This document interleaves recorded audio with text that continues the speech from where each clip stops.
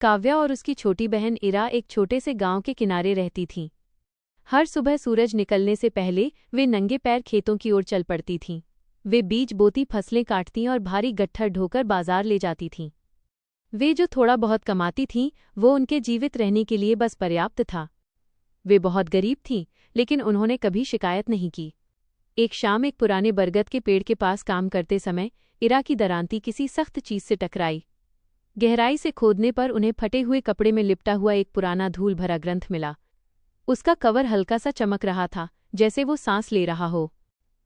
उस रात अपने छोटे से मिट्टी के घर के अंदर इरा ने मजाक में कोयले से पहले पन्ने पर लिखा कि आज रात के लिए गर्मा गर्म खाना। किताब चमक उठी।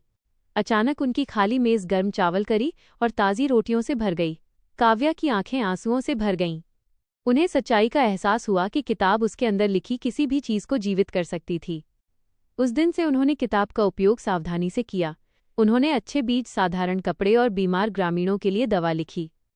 खेत और हरे भरे हो गए। गांव में मुस्कान लौट आई। एक बार इरा ने सोने के लिए लिखने की कोशिश की, लेकिन कुछ नहीं हुआ। उस रात चमकते शब्द अपने आप प्रकट हुए कि जादू दया की सेवा करता है, लालच की नहीं। कुछ दिनों बाद एक क्रूर जमींदार ने उन्हें धमकाया। उसने मांग की कि वे धन के लिए किताब का उपयोग करें या अपनी जमीन खो दें।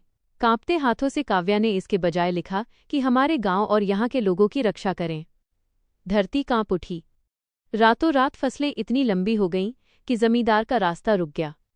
वह डर के मारे भाग गया। अगली सुबह किताब शांत पड़ी थी, उसकी चमक जा चुकी थी, लेकिन गांव फल फूल रहा था। बहनें समझ गईं कि किताब गायब नहीं हुई थी, उसने अपना काम पूरा कर लिया था। इरा ने काव्या की ओर देखकर मुस्कुराते हुए कहा कि शायद जादू हमें सिखा रहा था कि इसके बिना भी मजबूत कैसे रहा जाए। और हाथ में हाथ डाले वे वापस खेतों की ओर चल दी। अब उन्हें आने वाले कल का डर नहीं था।